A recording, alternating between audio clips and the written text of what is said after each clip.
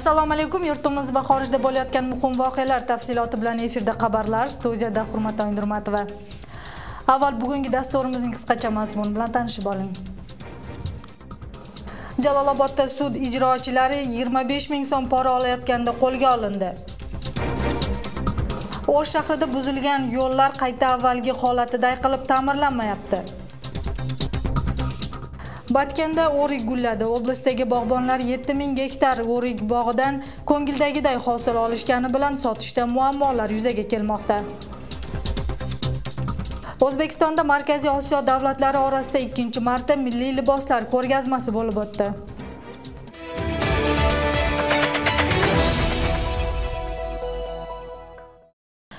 Jalolobod oblasti Alabqor rayonining sud ijrochilari bo'limining 2 xodimi 25 ming so'm pora olayotganda qo'lga olindi. Voqea 20-martda bo'lganini Milliy xavfsizlik qo'mitasi bugun bildirdi. Ma'lumotlarga ko'ra, qo'lga olinganlar aliment to'lash bo'yicha 67 ming so'm miqdorida qarzi bo'lgani sababli Qirg'iziston Respublikasi hududidan chiqishga ruxsat berish uchun mahalliy yashovchidan 30 ming so'm pul talab qilgan. Materiallar Qirg'iziston Respublikasi Jinoyat va jazo kodeksining 326-moddasi 1-bo'limi bo'yicha sudgacha tekshiruv asosida jinoyat va qonunlarning umumiy reyestriga ro'yxatga olindi. Gumondorlar Jalolobod shahar militsiya bo'limining vaqtincha saqlash joyiga kiritildi. O'shda ko'p qavatli uyning 4-qavatidan sakrashga harakat qilgan qizni qutqarib qolishdi. Bu haqda O'sh shahar ichki ishlar boshqarmasidan bildirishdi. Ma'lumotga ko'ra, militsiyaga shaharning Is'hoq Razaqov ko'chasidagi ko'p qavatli uyning 4-qavatidan sakrashga harakat qilgan qiz haqida ma'lumot tushgan. Voqea bo'lgan joyga Favqulodda holatlar ministrligining O'sh shahri bo'yicha boshqarmasining qutqaruvchilari borib qizni saqlab qolishdi. Sakrashga harakat qilgan qiz 1992-yili tug'ilganligi aniqlandi. Hozirda tekshiruv ishlari bormoqda. Vitse-premyer-ministr Jenish Razaqovning tojik razvedkasiga aloqasi bor degan ma'lumot haqiqat emas. Bu haqda hukumatning matbuot xizmati bildirdi. Hukumat apparatining axborot bilan ta'minlash bo'limi ayrim internet saytlarida, ijtimoiy tarmoqlarda tarqalgan. Shuningdek, Jo'g'org'i kengash yig'inida aytilgan vitse-premyer-ministr Razaqovning tojik razvedkasiga aloqasi bor ekanligi haqidagi ma'lumotlar yolg'on ekanligini, faqatgina provokatsion sifatga egaligini bildirdi. Jenish Razaqov ichki ishlar organlarida bo'lgan faoliyati davomida barcha ishlarni bosib o'tgan. Batken oblastining ichki ishlar boshqarmasi rahbari, so'ngra mazkur hudud yetakchisi bo'lib ishlagan. Razaqovning tojik razvedkasiga aloqasi borligi uning faoliyati davomida sezilmay qolmas edi. Shu sababli yana bir marta ta'kidlab o'tsak, bu ma'lumot hech qanday asossiz. Shu bilan birga Milliy xavfsizlik davlat qo'mitasi aytilgan ma'lumot bo'yicha tekshiruv olib boradi va natijasiga o'z bahosini beradi. Soliq organlari soliq to'lovchilarga har tomonlama yordam berish maqsadida bugundan boshlab umumiy soliq deklaratsiyasini qabul qilish bo'yicha o'zgacha rejimga o'tishdi. Bu haqda Davlat soliq xizmatining axborot bo'limi bildirdi. Unga ko'ra, deklaratsiyalar 25-martdan boshlab 31-martgacha dam olish kunlarisiz ertalab soat 9 dan tun yarmigacha qabul qilinadi. Deklaratsiyani ish vaqtida topshirishga ulgurmay qolgan soliq to'lovchilari uni 18:00 dan keyin topshirishlari mumkin. Hujjatni o'z vaqtida topshirmaganlarga 1000 so'm miqdorida ma'muriy jarima solinadi. Deklaratsiyani o'z vaqtida topshirmagan davlat va munisipal xodimlarga esa jarimadan tashqari bu deklarantlarning ro'yxatini prokuratura organlariga o'tkazib berish bilan e'lon qilish qaralgan. To'liq ma'lumotni mahalliy soliq organlaridan 194 raqami orqali ma'lumot markazidan yoki Stigov.kj saytidan olishsa bo'ladi.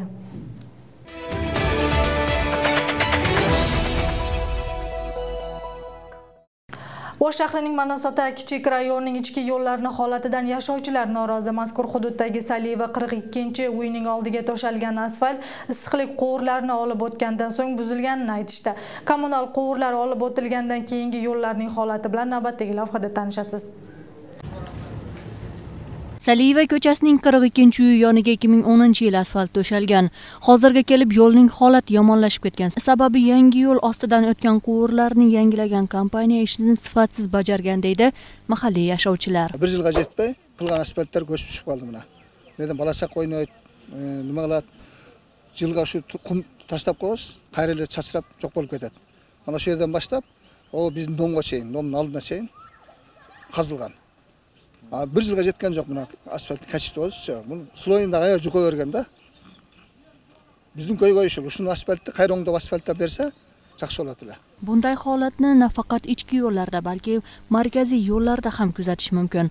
Yo'l ostidan o'tgan quvurlar ishdan chiqqan vaqtda u yerni qazib almashtirishga majbur bo'lishadi. Biroq uni qayta ta'mirlashda asfalt avvalgiday bo'lmay qoladi. Yo'l bir buzilgandan keyin qazilgan yo'ldi. O'zining qalbına keltirish bu dunyolik texnologiyada da qanday narsa yo'q. Bir buzilgan yer o'zining qalbında qilib, o'shaning uchun biz qo'ldan kelishincha o'sha yerda jamab qalbına keltirganga harakat qilamiz. No, baribir kichik o'zimda asatga deb qo'yib, kichik yo'l cho'kkanday bo'lib qoladi. Negizinen o'sha qazilgan yo'llar o'zining qalbında endi boshqaday qalbga kelmaydi. Yo'llarni istagan odam qazishi mumkin emas. Yer ostidagi quvurlar ishdan chiqsa, yo'llar boshqarmasdan ruxsat olib qayta ta'mirlash mumkin. Ruxsatsiz qaziganlarga qonun bo'yicha jarima solinadi. Bizdan hech qanday ruxsat olmay, o'z bilimlik bilan qaziqqan uchurlar da ko'p. Qanday chiralarda biz qanday uchurlarni yerinde tuzib, mizamdi. Ekotek inspeksiyaga, prokuraturaga o'tkazib beramiz. Markaziy yo'llarda qazilib, sifatsiz bitkazilgan joylar har 2 chaqirimda uchrab turadi. Masalan, internet foydalanuvchisi Aybek Talaybek o'g'li O'shdagi yo'llarni yamash ishlarini video tasvirga tushirib olgan. Manasat aymaqtıq kengeshinde trolleybusning konечныйында bugungi kunda mo'unday qilib yo'l jamab жатқанын ko'rib turaman. Biroq men emnege narazımın. Onu qarasanızlar, yoldu qarartıp 2 santimetr gana çukuğandağı uşul jerge jamak koyup atar. Uşul jer qancha gün turuşu mümkün. Je olbosa qanchalik sapatlı olup жатат. Себеби degende 2 santimetr gana çukulganda. Ba'zi hollarda yangi solingan yo'llardagi quvurlar yorilib, yo'llarni qazib sifatsiz yamashgani uchun yangi yo'llar tez orada yamoq ko'chalarga aylanib ketadi. Bu hol esa so'z ustalarining ham nazaridan chetda qolmagan. Yo'lni bitirdik, yo'l bitdi, mashinalar averi o'tib o'tadi, ekspluatatsiyaga berdik yo'lni. Bo'lganda mo ariqtarlar qoldi, ariqtari bitsek bitdi. Qo'l qo'ydirib qo'ydim, papka menda tayyor. Ruxsat bersangiz ikinchi bo'likni boshlayverayli, ikinchi etapni. Sho boshladik shef. Ajimashki. Tur, shef ruxsat berdi, ikinchi etapni boshlag'aladik. Tigi brigadani olib keldi, mo asfalt qasqa, narkoz ko'chayin, yo'l narkoz tashkilaga maqluu turbalarda o'tkazildi. Shef, bu yo'lni salg'icha, turbalar salib olsak bo'lmoqda birinchi.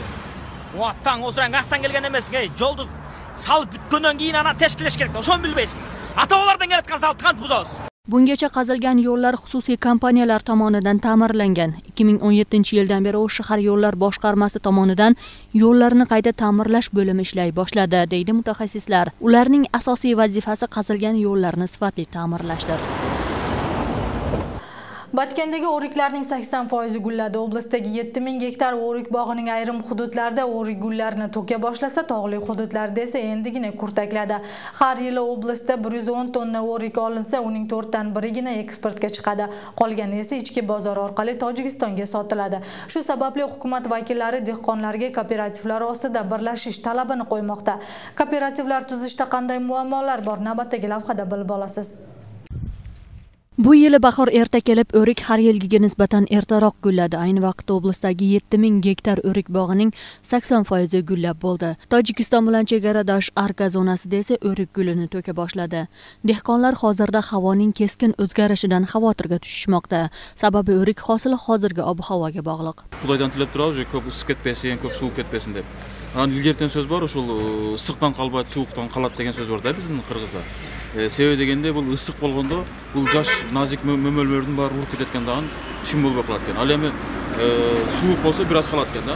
Эми негизинен аба ырайы азыркы мезгилде жакшынакай бирдей температура болуп турса, Кудай буйрса жакшы эле түшүн болот да, Кудай буйрса. Oblastda har yili 110 ming tonna o'rik olinib, uning 27 ming tonnasi eksportga chiqariladi. 83 ming tonnasini dehqonlar o'zlari tojikistonlik xaridorlarga sotishadi. Shu sababli mahsulot har yili har xil baholanib, dehqonlar mehnat oqlanmay qolgan vaqtlar ham bo'lib turadi. To'g'ridan to'g'ri eksportga chiqarish uchun esa o'rik sifati jahon me'yorlariga to'g'ri kelmaydi. Endi bugungi kunda o'sha ESning talabi eksportga chiqa turgan oziqni qayta ishlab chiqarish ishxonasi bo'lish kerak. Al yerda sistema xos standart deydi. O'sha xos standart bo'lish kerak-da. O'shol bo'lsa uni eksportga chiqara olamiz. Ansiz o'shol Eurosayzning talabini olib biz xos yo'q öndüre turgan bo'lsak, biz naborot g'oyib to'lab qolamiz-da. Biz misol uchun hozir Rossiya bilan ishlab turamiz. Rossiyaning o'shol ularning talablari o'shal bo'ladi. Germaniyadan ikki kompaniya ekan, ularning talabidan sexing bo'lsin, xos standarting bo'lsin deydi-da. Al bo'yicha hozircha bizda yaxshi yo'lga qo'yiladi. Shu sababli dehqonlar birlashib bitta kooperativ tuzilsa, ko'p hamda sifatli o'rik olinadi deyishmoqda. Biroq kooperativ uchun sharoitlar yaratilmagan. Masalan, oblasda qayta ishlatish hamda saqlaydigan omborlar yetishmaydi. Bu esa xaridorlarning asosiy talablaridan biridir. Bizga mana hozir investorlar hozirgi uchurda kelyapti. Ушул чоң кампаларды куралы ошого көлөмдү көтөрөлү деп ушундай сунуштар бар да. Анан бул кампаларга ар бир киши менен сүйлөшпөй, бир кооператив менен сүйлөшөлү деген талапты коюп атат алар. Ошого эгерде бардыгы бириксе, ошол инвесторлор кампаны куруп, ошол жерде сактаганга даяр. Юбилейлик бюджетибизди биз Москванын акчасы менен көргөндүктөн өрүккө болгон мамилебиз мындай начар деп айтсак болот. Ошол себептен бул маселени чечиш үчүн мына жанагы айтылган трансформация, жер өздөштүрүү деген маселелерде биз жаңы бактарды жаңы көчөттөр менен ошол эле бизде эле бар эле көчөттөр, просто бир түрдүү көчөттөр менен аны кургатканда өзүнүн технологиясын кармап, бардын бирдей яшикке, бирдей поддонго, анын сугаруу системасын бирдей кылганда ошондой бир мүмкүнчүлүк, чоң бир мүмкүнчүлүктүн алдында турабыз деп ойлойм. Jahon bozorlarida A va B me'yorlari orqali eksportga chiqariladi. Markaziy Osiyo davlatlari orasida S me'yorlari ishlab chiqarilgan. Qirg'iziston mana shu talab orqali eksportga chiqaradi. Ayni vaqtda Botken oblastida 10 dan ortiq o'rik turi yetishtiriladi. O'rik ko'chatlari har yilgiga solishtirganda ancha qimmat. Masalan, o'tgan yili 20-30 so'mdan sotilgan ko'chatlar bu yili 120-150 so'mgacha sotilmoqda. Jalolobod oblastining Olabuqa rayonidagi oltin chiqqan hududlarda xorijiy yirik kompaniyalar ishlashi ma'lum. Ular oltin qazigan joylarda mahalliy yashovchilar qayta qazish ishlarini olib borib tirikchilik qilishadi. Bu yerda maktab o'quvchilaridan tortib keksalarni ham uchratish mumkin. Ular mazkur hududda qum shag'allarni yuvib, ba'zan bir necha gram oltin topishsa, ba'zan esa kun bo'yi suv kechib, uyga quruq qaytishadi. Mavzuni hamkasbim davom ettiradi. To'pchibek Mirzabekov O'riktu qishloq hukumatidan Soloma uchastkasidagi qo'shni qishloqlarning biriga har kuni tongi soat 9 dan oltin qidirish uchun keladi. Qo'liga uskunalarini olib har kuni boradigan manziliga yo'l oladi. Tashqari issiq bo'lgani bilan oltin koni ancha sovuq. Ish bo'lganda ishtaydilik. Bismillah chiqib aytdik. Oylik bo'lsa oylikqa ishlab, bola chaqani bag'ib o'tiradilik. Tinch. Bu nima dezek? Sovuqda, misol. Bizga ham ziyon. Sovuqda yuramiz. Deganimiz shu. Tuyusga qo'yib olamiz. Sovuq. Ba'zida oltin uchun 15 metrgacha chuqurlik qazishga to'g'ri keladi. Buning uchun bitta odamning kuchi yetmaydi. Shu sababli guruh bo'lib qazishadi. Oltinni shu 5-6 sm bir sloy bor, bosqum. O'shani qo'yamiz. Men shu temir tash aralashgan bosqum bor, o'shani qo'yib qayergacha bersa o'shergacha qo'yib ko'taramiz-da. Hozir mo'qancha metrgacha kirib kelib qoldilar? 10 metr borg'o'da. Shunday qilib biri qazib chiqargan qumni ikkinchisi tashqariga olib chiqib, elakdan o'tkazib qoplarga soladi. 2 qop bo'lganda yarim chaqirim masofadagi daryoga olib borishadi. Sal go'zalaqda bo'lgan suvdan. Shu suvga borib chayqaymiz hozir. Demak, shoshmay boramiz. Har bir qopda taxminan 30 kilogramga yaqin yuk bo'ladi. Ular suvda yuvilganda ko'p vaqtlarda 1 gramga yaqin oltin olinadi. Ba'zan ertalab kechgacha mehnatlari besamar ketadi. Hech qanaqa oltin chiqmagan kunlar ham bo'ladi. Omadlari kelgan kuni 5 qop qumdan 1 gramga yaqin oltin olishadi. Kun davomida qancha oltin topishsa, uni hammasini oltin sotgan do'konlarga yoki tish shifokorlariga sotishadi.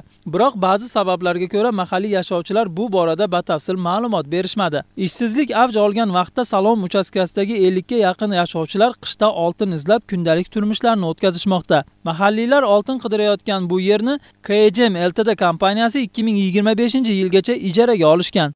KGM Ltd kompaniyasi 14 yildan beri ishmерлигин qilib kelajatat. Bularning negizgi litsenziyaning площади 80 gektar, анын ичинен 64 гектар промышленный добычага эсептелген, 16 гектар кошумча жана транспорттук жабдуулар койгонго. Ал эми бүгүнкү күндө бир 90дан ашуун жумушчу сезон убагында эмгектенишет. 25-жылга чейин лицензиясы мөөнөтү бар. Ta'kidlab o'tsak, Olabuqa rayoni bo'yicha 14 ta kompaniya kon qazish uchun litsenziya olgan. Ayni damda ularning ikkitasi muntazam, yana ikkitasi vaqti bilan kon qazish ishlarini olib borib turishadi. O'zbekistonning Qashqadaryo viloyati Shahrisabz shahrida O'rta Osiyo davlatlari orasida o'tuvchi 2-chi milliy liboslar ko'rgazmasi bo'ldi. Unda har bir davlat dizaynerlarining mehnati baholandi va 1-chi, 2-chi, 3-chi o'rinlar egalari aniqlandi.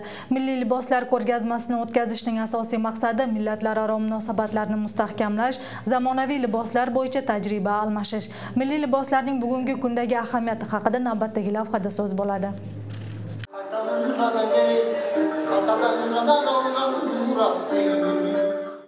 Bu faqat qirg'iz xalqining milliy kiyimlari emas, har bir naqshda falsafiy ma'no yashiringan. Milliy kiyimlar ko'rgazmasida dastlab turli naqshlar tushirilgani bilan chiqishsa, tadbir davomida ular Chingiz Aytmatovning asar qahramonlarining obrazini aks ettirishdi. Ата-энебизди барктайлы, өлүмүздү эстеп жашайлы, мақсат коюп, кыял менен жашайлы деп, анан акыркысында адам болуш керек деген ойду белгизгим келген. Чыгармаларын 1,5-2 жылдай изилдедим. Баягы иштөө мөөнөтү болсо 1 айда иштеп чыктым. Nayman ona obrazi O'rta Osiyo davlatlararo tashkil etilgan dizaynerlar tanlovida namoyish etildi. Jami bo'lib 7 davlat vakillari ishtirok etgan xalqaro milliy kiyimlar festivali O'zbekiston Respublikasining Shahrisabz shahrida tashkil etildi. Bu yerda Qozog'iston, Rossiya, Ozarbayjon, Turkmaniston, Gruziya, Qirg'iziston davlatlarining milliy kiyimlari namoyish etildi. Milliy kiyimlar bilan davom etgan ko'rgazmani tashkil etishdan maqsad har bir davlatning o'ziga xos milliy kiyimini namoyish etish va tajriba almashish ko'zda tutilgan. Chetdan dizaynerlar keldi, Qirg'izistondan, Qozog'istondan, Rossiyadan, Turkmanistondan, Rossiyadan va albatta O'zbekistondan eng yaxshi dizaynerlar qatnashgan. Kiyim model qizlariga ham berildi nominatsiyalar. Miss Shahrisabz Bibixonova bor, top model va festival girl. Milliylik bilan zamonaviylikni uyg'unlashtirgan dizaynerlarning asosiy maqsadi zamon bilan tarixni birlashtirishdir. Jun qo'shib tikilgan kiyimlardan tortib gazlamalarning turlarini uchratish mumkin. Bir davlatdan 10 ga yaqin dizaynerlar ishtirok etishdi. Ranglar va har bir milliy kiyimga tushirilgan naqshlarga dizaynerlar izoh berib o'tishdi. O'zimning eskizlarimda milliylikka urg'u beraman va ularni izlanishda menga o'zimizning tabiiy matolar, milliy ruhdagi liboslar ilhom beradi. Milliy kiyimlarning zamonaviy turlarini yaratishda dizaynerlarning hissasi katta. O'rta Osiyo millatlarining milliy kiyimlari borasida o'zbekistonlik professorlar o'zlarining nomzodlik ishlarini yoqlashadi. Ularni xalqlarning kiyimlarining bir-biriga o'xshashligi va o'ziga xosliklari alohida e'tiborini jalb qilgan. Qirg'izistonni, Qozog'istonni, Tojikistonni, Rossiya davlatlarini va o'zimizni O'zbekiston davlatining milliy kiyimlarini, milliy liboslarini bir-biriga bog'liqlik taraflari, bir-biriga o'xshash taraflari va o'sha hududga mos bo'lgan jihatlarini bir o'rganib, o'zimizni ilmiy tadqiqot ishimizda mana shu masalalarni ko'rsatib o'tishga harakat qilyapmiz. Mustaqil davlatlar hamdo'stligi o'lkalaridan kelgan dizaynerlarning asosiy maqsadi o'rin emas. Uchrashuvdan ko'zlangan asosiy maqsad xalqaro aloqalarni yaxshilashdir. Xalqaro miqyosda tashkil etilgan milliy kiyimlar ko'rgazmasi festivali keyingi yil Xitoy Xalq Respublikasining Shanxay shahrida tashkil etiladi. Eng yaxshi dizaynerlar uchun milliy kiyimlar ko'rgazmasini taqdim etish bilan birga tajriba almashish, millatlar tarixi va bosib o'tgan yo'lini aks ettirish ham ko'zda tutilgan. Hilola Ashurova, Mahburat Alibayeva, Jo'ldubay Rustamboy o'g'li, Qimbat Abdusamad o'g'li, Intimaq O'zbekiston Respublikasi. Sitora Islomova. Bugun sizlarga yetkazmoqchi bo'lgan xabar va lavhalarimiz mana shulardan iborat. Tuningiz osonda o'tsin. Xayr, omon bo'ling.